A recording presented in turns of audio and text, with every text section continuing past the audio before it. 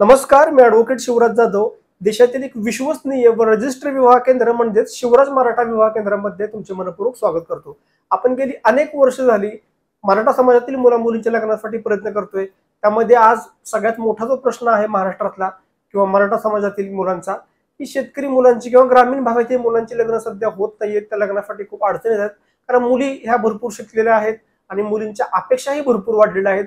असं नाही की सगळ्याच मुली शिकल्यात, काही मुली कमी शिकलेल्या आहेत, ग्रामीण भागात राहतात, पण त्यांच्याही अपेक्षा आज वाढलेल्या आहेत. प्रत्येक मुलीला आज शहरी भागाकडे जायचं आहे. त्यामुळे बरीच अशी मुलं आहेत की जी ग्रामीण भागाकडे राहत आहेत, शिकलेली सुद्धा आहेत, किंवा काही मुलं शिक्षण जरी कमी झालेलं असलं तर ते उत्पन्न खूप चांगलं घेत आहेत. शेतीतून असेल, नोकरीतून असेल किंवा अन्य व्यवसायातून असेल, आणि अशा मुलांकडे आज दुर्लक्ष होते. आणि दुर्दैव आहे की जी मुलं लग्नाची राहिलेली आहेत ती जास्त करून, जी मुलं सरळ मार्गी आहेत ती मुलं जास्त करून ग्रामीण भागातील लग्नाची राहिलेली आहेत. आणि याच मुलांसाठी आजचा बायोट आहे. त्यासाठी विनंती आहे, व्हिडिओ कृपया पूर्ण ऐका. आणि तुम्ही जर काही अपेक्षित बसत असेल तर आज लगेच आपले जे ऑफिसचे नंबर दिलेला आहे त्या नंबरवरती फोन करा. आपल्या विवाह केंद्रामध्ये नाव नोंदणी केली नसेल तर नाव नोंदणीविषयी माहिती घ्या. तुम्हाला जर काही योग्य वाटलं तर तुम्ही ऑनलाईन सुद्धा आपल्या विवाह केंद्रामध्ये नाव नोंदणी करू शकता, किंवा आपलं पुणे आणि सातारा या दोन ठिकाणी ऑफिस आहेत. ऑफिसमध्ये येऊन सुद्धा तुम्ही नाव नोंदणी करू शकता. आणि सर्वात महत्त्वाचं म्हणजे ऑफिस जर दोन ठिकाणी असले तरी आपल्याकडे मराठा समाजातील संपूर्ण महाराष्ट्रातील मुला-मुलींची सोय असतात. तर चला मुली थोडक्यात माहिती पाहूयात. मुलीचं जन्मवर्ष आहे 1995. उंची मुलीची 5 फूट 3 इंच आहे. रंग मुलीचा गोरा आहे. शिक्षण मुलीचं 12वी झालेलं आहे. मुलीचं देवक आहे ते आहे वडाचे पान. आणि मुलगी ही मराठा कास्टमधील आहे. कुटुंबात त्यांच्या आई वडील भाऊ बहीण असा त्यांचा परिवार आहे. मुलीचे वडील सुद्धा एक चांगले प्रगतशील शेतकरी आहेत. मूळ यांचं कुटुंब हे धाराशिव जिल्ह्यातील आहे, पण त्यांची सर्व फॅमिली ही गेली अनेक वर्ष झाली बीड जिल्ह्यामध्ये स्थायिक झालेली आहे. तर त्यांच्या आपण अपेक्षा काय आहेत त्या पण पाहणार आहोत. तुम्हाला सर्वांना पुन्हा एकदा विनंती आहे, अपेक्षा बारकाईने ऐका या स्थळासंदर्भात असाल तर. आणि तुम्ही जर का अपेक्षित बसला तर लगेच संपर्क करा. आणि त्या अगोदर अपेक्षा पाहण्या अगोदर एक विनंती आहे की तुम्ही अजूनपर्यंत जर का आपल्या चॅनलला सबस्क्राईब केलेलं नसेल तर आपल्या चॅनलला न विसरता सबस्क्राईब करा.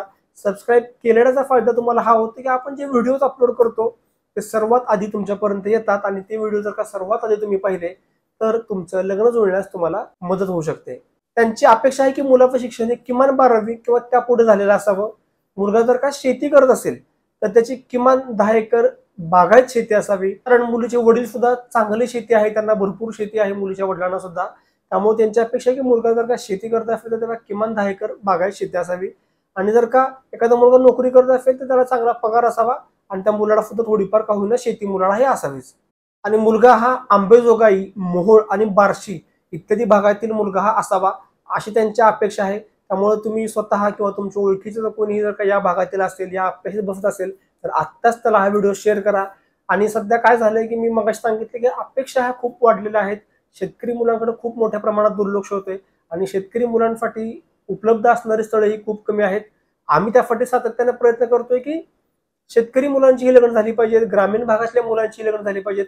आपल्या विवाह केंद्रामध्ये मराठा समाजामध्ये उच्च शिक्षित मुलींची भरपूर स्थळं आहेत. म्हणजे ऑलमोस्ट IAS IPS ऑफिसर मुला-मुलींची स्थळं आहेत. बऱ्याच डॉक्टर, इंजिनियर, वकील, MBA किंवा उच्च शिक्षित मुला-मुलींची आपल्याकडे भरपूर स्थळं आहेत. त्याही निगडीत तुमच्या ओळखीचं कोणीही मुलगा मुलगी असेल, लग्न करू इच्छित असेल आणि मराठा समाजातील असेल आणि एक चांगलं विवाह केंद्र शोधत असेल, लग्नासाठी एक चांगलं विवाह माध्यम शोधत असेल, नक्कीच तुम्ही शिवराज मराठा वधूवर केंद्र हा आपला पर्याय तुम्ही नक्कीच निवडू शकता, प्राधान्य देऊ शकता. मी स्वतः वकील आहे. आपल्या विवाह केंद्राच्या माध्यमातून कोणाचीही कसलीही फसवणूक होत नाही. आपल्या विवाह केंद्रामध्ये व्हॉट्सअपवरून तुम्हाला स्थळे पाहायला मिळतात. एक चांगली आपली वेबसाईट आहे. ज्या मुलं ग्रॅज्युएट शिकलेले आहेत त्यांच्यासाठी वेबसाईटवरून सुद्धा स्थळे पाहण्याची सुविधा आहे. आणि आपण मध्यस्थी सुविधा केलेली आहे की ज्या मुला-मुलींना किंवा ज्या मुला-मुलींच्या पालकांना स्वतःहून स्थळे शोधायला वेळ मिळत नाही, स्थळांशी संपर्क करायला वेळ मिळत नाही, किंवा काही कुटुंबामध्ये बोलायला सुद्धा कोणीही नसते किंवा बोलायला जास्त जमत नाही, आम्हाला फॉलोअप घ्यायला स्थळांचं जमत नाही, तर त्यासाठी आपण मध्यस्थी सुविधा सुद्धा चालू केलेली आहे. तर मध्यस्थी सुविधेची फी इतर सुविधेपेक्षा थोडी जास्त आहे, पण त्याचे फायदेही तुम्हाला अनेक आहेत. की जसं की तुमच्या अपेक्षेनुसार तुम्हाला स्पेसिफिकली स्थळ शोधून पाठवली जातात. तुम्हाला आवडलेल्या प्रत्येक स्थळाला आपल्या ऑफिसकडून फोन केला जातो, आणि त्यांचा फॉलोअप सुद्धा आपल्या ऑफिसकडून घेतला जातो. तुमची जी काही मीटिंग असेल ती सुद्धा आपण अरेंज केली जाते.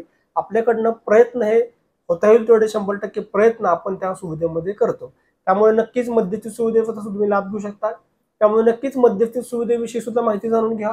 किंवा नॉर्मल सुविधेमध्ये जरी तुम्हाला वेळ मिळत असेल तुम्ही नॉर्मल सुविधेमध्ये सुद्धा, आणि तुम्हाला जर काही वेळ मिळत असेल तुम्ही नॉर्मल सुविधेमध्ये सुद्धा नोंदणी करू शकता, आणि त्यातूनही तुम्ही लग्नासाठी प्रयत्न करू शकता. आपल्या इथून आजपर्यंत अनेक मुला मुलींची लग्न ही जमलेली आहेत. पुन्हा भेटूया नवीन व्हिडिओमध्ये. रजा घेतो. धन्यवाद. जय शिवराय.